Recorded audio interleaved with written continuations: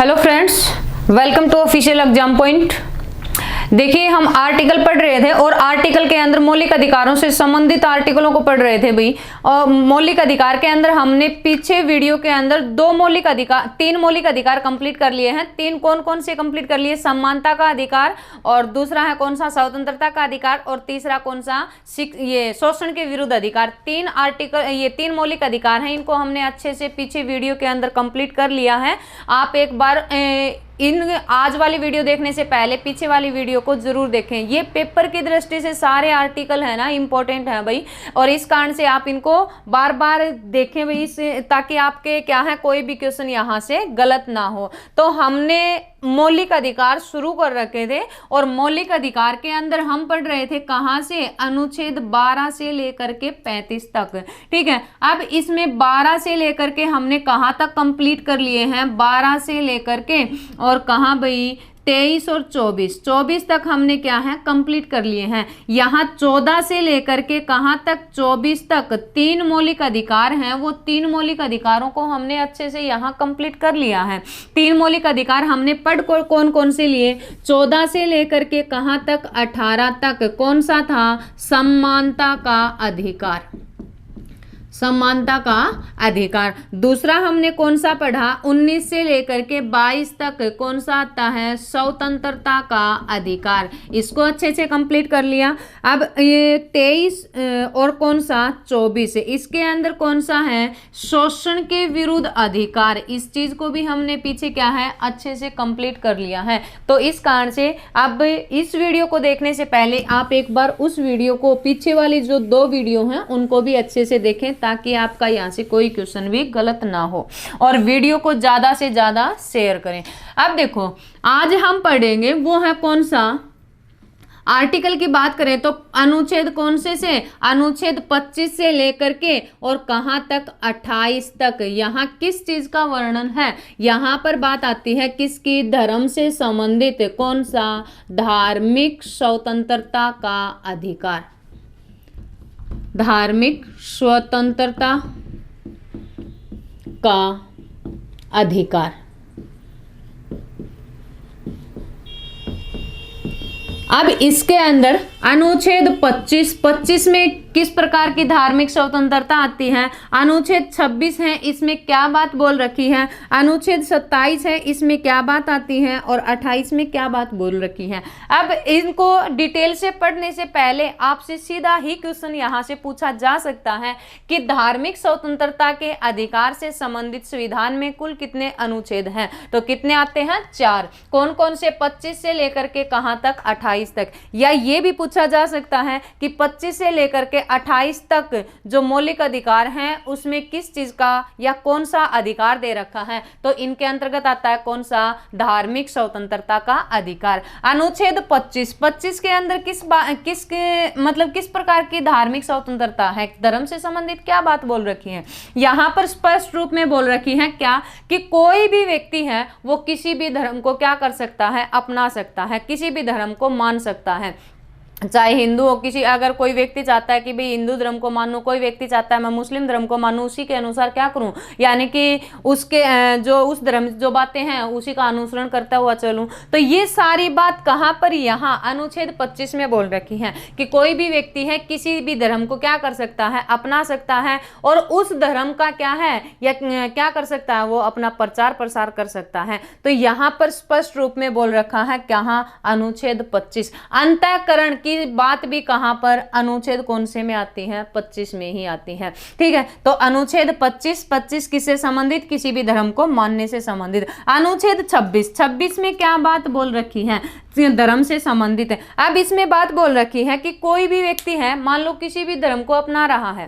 ठीक है, किसी व्यक्ति ने मान लो मुस्लिम धर्म अपना लिया, किसी ने क्या है या हिंदू धर्म अपना लिया, किसी ने सिख धर्म अपना लिया, तो उस धर्म से संबंधित क्या कर सकता है कि धर्म का नाम नाम से कुछ भी उसके प्रबंधन की व्यवस्था कर सकता है। यानी कि धर्म के नाम से, जैसे कि मान लो किसी मंदिर वगैरह में क्या कुछ कर दिया कि भाई पैसे वगैरह दे दिए, जैसे कि उसके अंदर मूर्ति की स्थापना करवा दी, तो ये प्रबंधन से संबंधित, धर्म से संबंधित कुछ प्रबंधन की व्यवस्था कौन से अनुच्छेद के अंतर्गत? 26 के अंतर्गत। ठीक है, किसमें दे रखी है ये बातें? 26 में, कि धर्म के नाम पर क्या है, कुछ भी प्रबंधन की व्यवस्था क्या कर सकता है, कोई भी मनुष्य कर सकता है। अनुच्छेद 27 के अंदर किस प्रकार की बात बोल रखी है? अनुच्छेद 27 में बात बोल रखी है कि धर्म के नाम से जैसे कि कितना भी पैसा आता है, जैसे कि कोई भी मतलब मंदिर वगैरह बनाने हैं, तो उस टाइम पर क्या है कि उसके नाम से मान लो करोड़ों रुपए आ गए हो, या फिर कोई जागरण वगैरह करवा रखा है, उसके नाम से मान लो कि बहुत ज्यादा पैसा आ गया हो, तो उस धर्म के नाम से जो पैसा आया है ना, उस पैसे के ऊपर क्या नहीं लगेगा? कोई भी टैक्स नहीं लगाया जाएगा, कर नहीं लगाया जाएगा। तो धर्म के नाम से जितना भी पैसा आया वो कैसा होगा? कर मुक्त होगा, टैक्स फ्री होगा। तो ये बात कहां पर? अनुच्छेद कौन सा? 27 के अंदर किसका वर्णन है? जो भी पैसा है धर्म के नाम से वो टैक्स फ्री। अच्छा, अगला आता है कौन सा? अनुच्छेद 28 के अंदर किस चीज का वर्णन है? अनुच्छेद 28 में बोल रखी है कि मतलब कोई भी शिक्षण संस्थान वगैरह हैं, उन शिक्षण संस्थानों में धर्म की विशेष शिक्षा प्रदान नहीं की जाएगी। कोई धार्मिक मतलब विशेष इस प्रकार के भी इस हिंदू धर्म से संबंधित बातें मतलब अपने क्या करनी कर दें, शुरू कर दे पढ़ानी, या फिर मुस्लिम धर्म से ही पढ़ानी शुरू कर दें। लेकिन यहाँ स्पष्ट रूप में एक बात और बोल रखी है कि इनके धर्म के नाम से कोई भी मान लो कोई संस्थान खोल रखा है ना, उनको छोड़ करके, जो धार्मिक शिक्षण संस्थान खोल रखे हैं उनको छोड़ करके क्या है कि जो सामान्य शिक्षण संस्थान है उनके अंदर धर्म की विशेष प्रकार की क्या है, किसी विशेष धर्म की शिक्षा नहीं प्रदान की जाएगी। तो ये 4 प्रकार की क्या है? धर्म से संबंधित धार्मिक स्वतंत्रता का अधिकार है भाई। ठीक है, आप देखो अनुच्छेद कौन सा? तो ये था कौन सा? हमारा मौलिक अधिकार। चौथे नंबर का कौन सा? धार्मिक स्वतंत्रता का। अब अगला आता है, अगला कौन सा है? शिक्षा एवं संस्कृति का अधिकार। अनुच्छेद कहाँ से? अनुच्छेद है 29 और 30। 29 और 30 यहाँ पर किस चीज का वर्णन है? यहाँ बात आती है किसकी? शिक्षा एवं संस्कृति, शिक्षा एवं संस्कृति का अधिकार।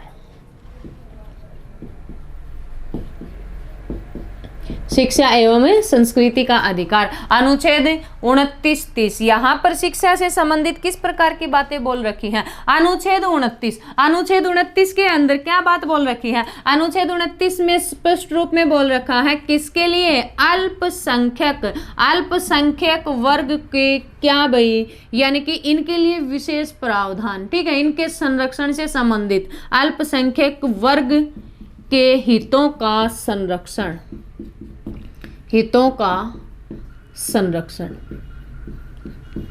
अब कौन सा वर्ग है जो अल्पसंख्यक? मान लो यानी कि कोई भी अल्प संख्या में कोई भी वर्ग है, चाहे वो हिंदू हो, चाहे वो ये मुस्लिम हो या सिख हो, कोई भी हो। ठीक है, तो उनके लिए क्या है, यानी कि उनके हितों को ध्यान में रखना, उनके लिए भी क्या है, कुछ अधिकार दिए हैं। क्या किस चीज से संबंधित है ये? अपने यानी कि क्या रख सकते हैं? अपनी भाषा, अपनी लिपि और किसका भाई? संस्कृति। इनका क्या है? इनको अधिकार प्राप्त होना चाहिए। संस्कृति।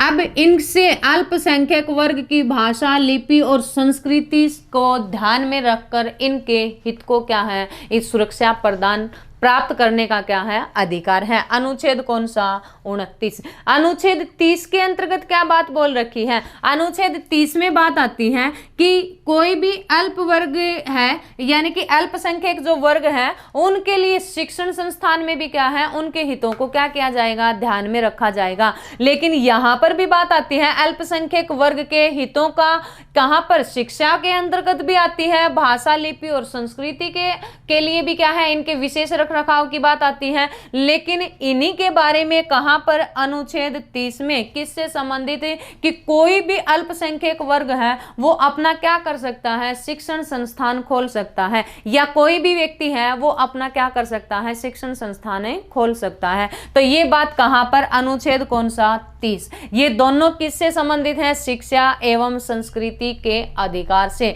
ठीक है, 29 में बात बोल रखी अल्पसंख्यक वर्ग के हितों का संरक्षण शिक्षा में भी, संस्कृति के अंतर्गत भी, और विशेष रूप से भाषा, लिपि और संस्कृति। ठीक है, और 30 में क्या है? यही अल्पसंख्यक वर्ग अपने क्या कर सकते हैं? शिक्षण संस्थान खोल सकते हैं, या फिर कोई भी व्यक्ति है क्या अपना शिक्षण संस्थान खोल सकता है। तो हमने आज पढ़े कहां से लेकर के अनुच्छेद 25 से लेकर के और कहां तक? अनुच्छेद 30 तक कंप्लीट किए हैं। 2 मौलिक अधिकार हमने कंप्लीट किए हैं। कौन कौन सा? एक तो धार्मिक स्वतंत्रता का अधिकार, और दूसरा कौन सा? धार्मिक स्वतंत्रता का अधिकार, और दूसरा है शिक्षा एवं संस्कृति का अधिकार। ये दोनों अच्छे से कंप्लीट किए हैं। यहाँ पर आर्टिकलों की बात करें ना, तो कहाँ से? 25 से लेकर के 28 तक का वर्णन, और यहाँ किसका है? 29 और 30 का वर्णन। दोनों के 2 मौलिक अधिकार कंप्लीट कर लिए। अब आगे देखो, अनुच्छेद 31। अनुच्छेद 31 के अंदर क्या था? इसके अंदर संपत्ति का अधिकार था, और संपत्ति के अधिकार को क्या कर दिया गया? संपत्ति का अधिकार, इसको क्या किया गया? यहां से निकाल करके अनुच्छेद 31 को यहां से हटा दिया गया, और हटा करके इसको कौन से संशोधन के द्वारा? 44वां संविधान संशोधन। और 44वां संविधान संशोधन कब हुआ था? 1978। इसके द्वारा इसको यहां से निकाल करके, मौलिक अधिकारों से निकाल करके इसको कहां रखा गया? अनुच्छेद 300A, और 300A में कहां पर है? कानूनी अधिकारों में। ठीक है, कहां रखा गया? इसे कानूनी अधिकारों में शामिल कर दिया गया। तो ये ध्यान रखना, 30 तक हमने पढ़ लिए। कितने? हमारे 5 मौलिक अधिकार। ठीक है, 31 को क्या कर दिया गया? समाप्त कर दिया गया है, और इसको कहां रखा गया? 300A में रखा गया। कौन से संशोधन के द्वारा? 44वें संविधान संशोधन के द्वारा। एक चीज और ध्यान रखनी है, 44वें संविधान संशोधन के द्वारा एक तो आर्टिकल कौन सा? 31। ठीक है, और एक और बात आती है इसी के द्वारा, कौन सा? 19, और 19 में 1 में कौन सा आता है? अफ। इसको भी क्या कर दिया गया? यहां से हटा करके कहां रखा? 300A में रखा। यहां पर संपत्ति से संबंधित स्वतंत्रता थी अर्जित रखने की, और यहां पर संपत्ति का अधिकार से संबंधित बात थी, इसको हटाया गया। तो ये ध्यान रखना। अब बात आती है अनुच्छेद कौन सा? 32। 32 से लेकर के कहां तक? 35 तक। अनुच्छेद 32, 32 से 35, 32 से 35 तक यहाँ पर कौन सा मौलिक अधिकार है? अनुच्छेद 32 से 35 तक इन सब की, पांचों जो हमारे मौलिक अधिकार हैं, इन सब की रक्षा करने वाला, इनको न्याय दिलाने वाला कौन सा? संवैधानिक उपचारों का अधिकार। संवैधानिक उपचारों का अधिकार, उपचारों का अधिकार। वैसे बात करें ना तो इसका जिक्र कहां पर आता है? अनुच्छेद 32 के अंतर्गत ही आता है। क्वेश्चन सीधा पूछ लिया जाए संवैधानिक उपचारों का अधिकार आर्टिकल नंबर कौन सा, तो अनुच्छेद कौन सा? ये 32। ठीक है, कौन सा आता है? 32। अब संवैधानिक उपचारों के अधिकार को क्या कहा गया? संविधान की आत्मा या संविधान की कुंजी, संविधान की आत्मा या संविधान की क्या बोलते हैं? इसको कुंजी कहा जाता है। ये बात बोलने वाला व्यक्ति कौन था? तो ये बात बोली थी किसने? भीमराव अंबेडकर ने। ठीक है, किसके द्वारा कही गई थी? ये भीमराव अंबेडकर के द्वारा बोली गई थी। क्या? कि जो हमारा अनुच्छेद 32 है, इन सभी मौलिक अधिकारों को हमें न्याय दिलाता है, हमारी रक्षा करता है, तो उसको संविधान की क्या है? आत्मा या कुंजी कहा जाता है। ये बात भीमराव अंबेडकर ने। लेकिन संविधान की आत्मा या कुंजी किसको भी बोला जाता है? प्रस्तावना को भी कहा जाता है। और प्रस्तावना को बोलने वाला व्यक्ति कौन था? Doctor KM. मुंशी थे। तो ये भी ध्यान रखना यहाँ पर। अब ये न्याय किस प्रकार से दिलाता है संवैधानिक उपचारों का अधिकार? अब इसके संवैधानिक उपचारों के अधिकार के आधार पर क्या है कि सुप्रीम कोर्ट के अंतर्गत या फिर किसमें, यानी ये हाई कोर्ट के अंतर्गत, ठीक है, क्या की जाती है, 5 प्रकार की रीट जारी की जाती हैं कि कौन सा, अगर मान लो कोई हमारे अधिकारों का उल्लंघन हो रहा तो हम उन 5 प्रकार की रीट के आधार पर न्यायालय के सामने जाकर के क्या है, खड़े हो सकते हैं। तो ये हम सबको क्या करेगा, न्याय दिलाएगा। किस आर्टिकल के अनुसार हम खड़े हो सकते हैं, अनुच्छेद 32 के आधार पर हम वहां पर खड़े हो सकते हैं। तो ये 5 प्रकार की रीट या संवैधानिक उपचारों का अधिकार है, इसको नेक्स्ट वीडियो के अंदर अच्छे से कंप्लीट करेंगे। 5 प्रकार की रीट हैं, वो कौन कौन सी रीट हैं, किस प्रकार से लगाई जाती है, जनता कौन सी रीट लगा सकती है, सुप्रीम कोर्ट कौन सी लगाता है, ये सारी बातें नेक्स्ट वीडियो के अंदर अच्छे से कंप्लीट करेंगे। भाई वीडियो अच्छी लगी तो लाइक करना, शेयर करना और चैनल सब्सक्राइब जरूर कर लेना ताकि हमारी हर वीडियो आपके पास में पहुंचती रहे। Thank you.